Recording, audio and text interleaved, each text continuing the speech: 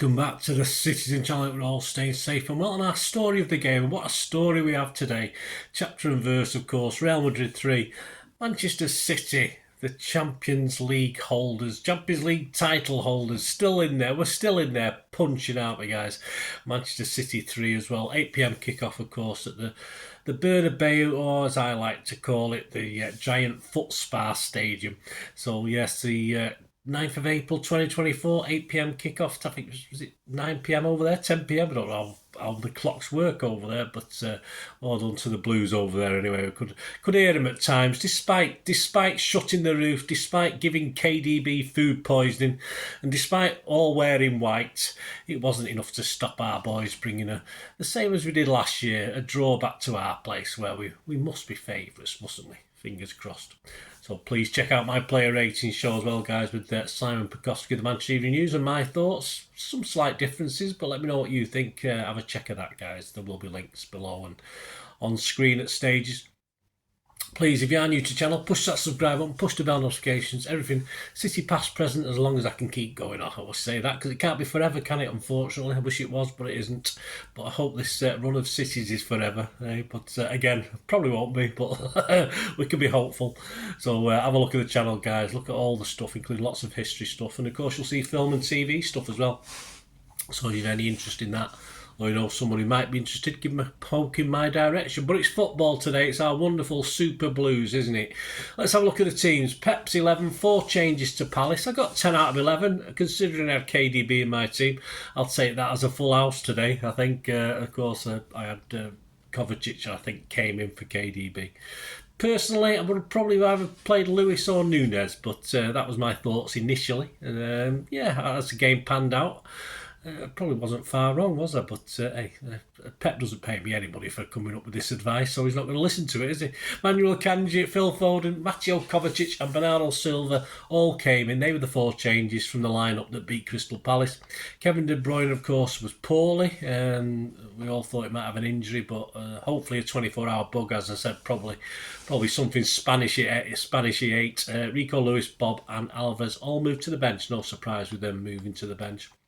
City 11, Ortega, Akanji, Stones, Diaz, Gvardiol, Rodri, Kovacic, Bernardo, Foden, Grealish and Haaland, Ederson, Carson, De Bruyne, Doku, Alvarez, Gomez, Nunes, Bob, Sissoko and Lewis on the bench. Real Madrid, Lunin. Yeah, I don't know too much about him, but that was a fun first goal for us, wasn't it?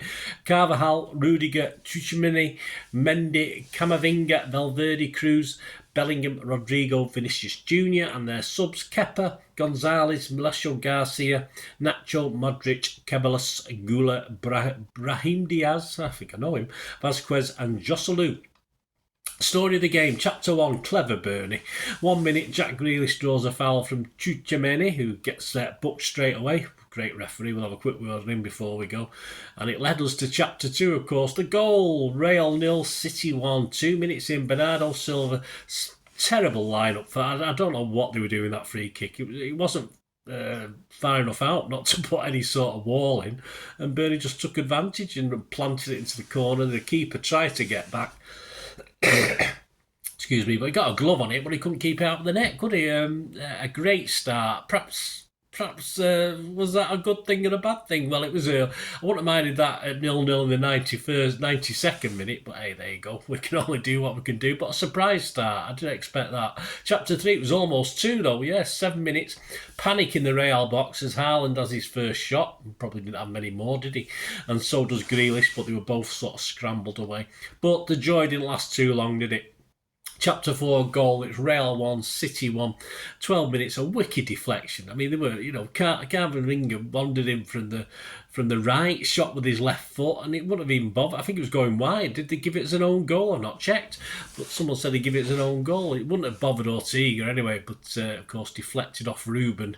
Does have a habit of making himself big and getting deflections. But I like that when, that's why I like Bernardo in the other opponent's box, because he lets fly and he can get all sorts of deflections. But anyway, it's 1-1. And then we didn't have long to wait, did we? Chapter 5, it's Real 2, City 1, another goal. 14-minute history repeating itself, but much earlier, of course, and in the tie. 2 goals in less than 2 minutes, a great through ball Not sure who played it from out of their own half, and Rodrigo ran onto it. I thought they'd do more of this. I was surprised they didn't. I'll talk about the offside situation in a minute.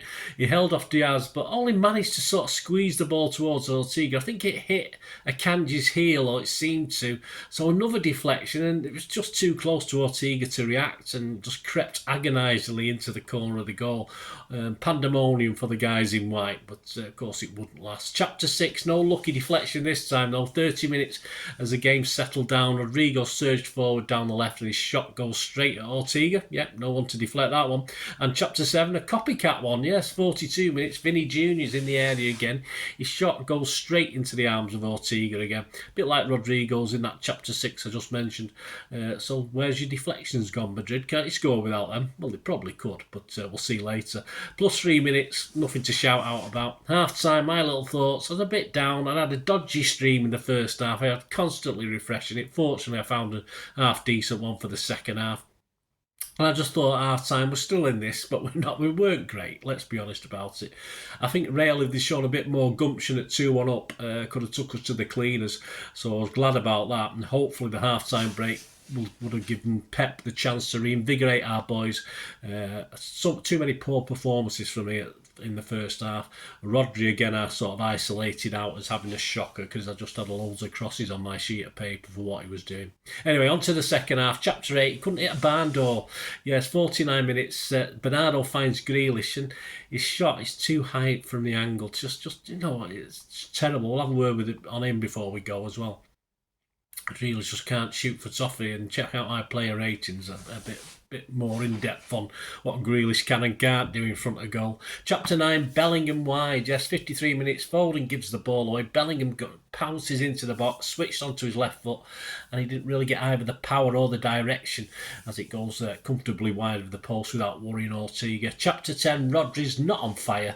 Yes, 55 minutes. He towers over his opposite number, Mr. Cruz or Cross, I think they call him, heads over the bar from a free kick. I had forgotten Rodri was playing. As I said, he had an awful first half, but he did get over it pretty well, so you thought he might have done a little bit better. Chapter 11, another error. Yes, 56 minutes, Vinny Jr. goes high with his left foot after an error from Stones this time, who'd had a good second half. Chapter 12, Bernardo, no. Yeah, 60 minutes, Bernardo has a goal from distance. No one to deflect that one, it just goes too close to Lumen and he saves it quite easily. Chapter 13, yes, a goal, we're back in it. Real 2, City 2, 66 minutes. Foden with a fine shot from the edge of the box into the top corner. Opening made by Stones, of course, after some good work from Bernardo, who played in Stones, and who played just a simple ball to Phil, who was given space just to let fly. Chapter 14, we're in the lead, unbelievable. Real 2, City 3, 70 minutes. Gvardiol of all players, Mr. Smoothie himself, scored his first goal for City. A fine, cool, right foot finish after good work by Foden and Grealish. Yes, Grealish certainly played a lot better second half in the approach work, not in the finishing. Smooth bastard though, Gvardiol, isn't he? Chapter 15, we couldn't hang on to it. I wasn't too disappointed. I'll take a free draw. I'll take a draw. I said 2-2 myself. I'll take 3-3. Chapter 15, another goal. Real 3, City 3. 79 minutes. A cross was floated over the box. There was Valverde. I mean, he could do them 99 times out of 100 in a competitive game and not do it. And fantastic. Fabulous technique. It was very good. I just called it Uruguayan, isn't it? Uruguayan bugger. Anyway, that was about it, really. Again, Real sort of seemingly were happy with the point, although I don't think they can be totally. And of course, we were very happy with the point. We had a substitution on 87 minutes. Little Foden got trod on, didn't he, on his Achilles? Hopefully he'll be alright, but he's replaced by Julian Alvarez. We had 4 minutes injury time, of which the referee played 3 minutes 58 seconds. So all good. Summary, in the second, this is from a Madrid website, Sam Leverage, for one of the Madrid websites. In the second half of this game, you never would have guessed that Real Madrid were the team to come into the tie following a 9-day break. You certainly wouldn't, not based on that second half performance.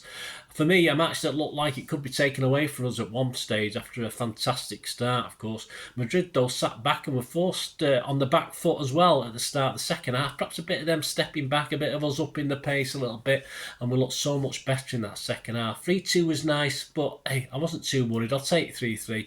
It'll be some great game. It'll be a great game next week, but we must start favourites for this.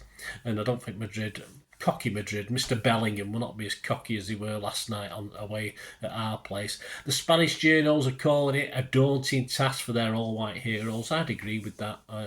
They had the chance last night. I expect us to finish the job at ours, and let's raise the roof, or let's raise a roof. Never mind put a roof on at our place as we did in the semi-final last season. Quick word on the referee, Francois Letexier, I assume he's from France, or it could be Belgium, but I assume he's French.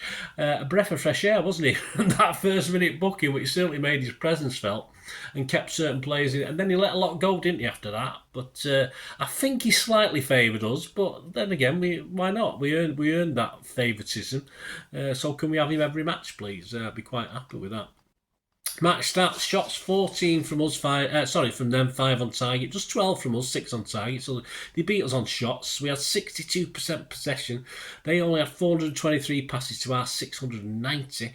Percent accuracy, City's was up to 95% at one stage. Anyway, 86% for Real, 91 for us, which is still good against a team of Real's quality.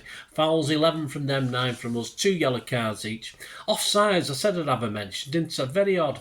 No offsides at all in this game for either team. I don't know why Madrid didn't play off our shoulders and take a chance on this. Obvious lack of pace in the City defence. Ancelotti, I think, missed out there. I don't understand some of the tactics, with Rodrigo particularly.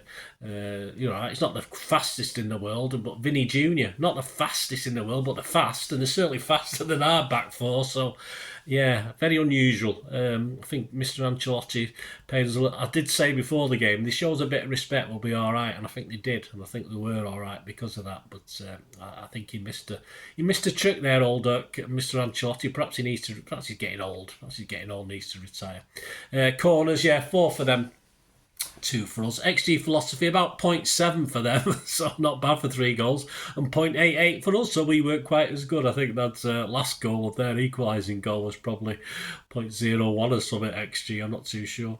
But there you go, guys, let me know your thoughts. I said just about Grealish, I think Grealish is back, as I did say in the player rating show, he's probably back to what we've seen some of last year.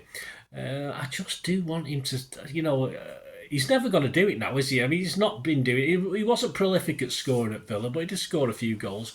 And he just doesn't seem to be able to do it for us, scoring goals. And that's always going to be something I want him to do.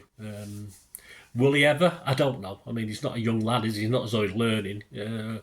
So I do worry a little bit about that. But it's nice to see him. City are a better team with Grealish in it, when Grealish is playing well, winning free kicks, which is what he does, and of course holding on to that ball, which is what he does. He doesn't score the goals, but he got an assist last night as well, so all well and good. Just 1 assist, wasn't it, I think? Anyway, so that's it, and just check out my player rating show for a bit more in-depth look at people like Haaland and stuff like that, and of course my man of the match, it was Foden or Stones. I gave it Stones for his sheer guts last night. Anyway, let me know your thoughts on this game, guys. Great to hear from you. And check out that player rating show. And of course, out on Thursday, I'm recording this on Wednesday, out on Thursday will be Pepsi 11. That'll be an interesting one. For the visit of Luton Town. Yes, there might be 3 or 4 off the bench definitely getting a game in that one. But what's going to happen with Edison? What's going to happen with that? Is Rodri going to get rested? Could he? Possibly. And it looks as though he needs one, doesn't it? And will Edison play, or will the next time we see Edison be the FA Cup semi-final, like a token gesture, like, of course, Ortega would have done? Very interesting. So join me for that Pepsi 11, guy. It'd be great to have your views as well on that, and, of course, on this game as well. Thanks for watching, guys. Until we meet again, that's one thing, don't I? Please stay safe, Blues. Come on, City. Bye for now.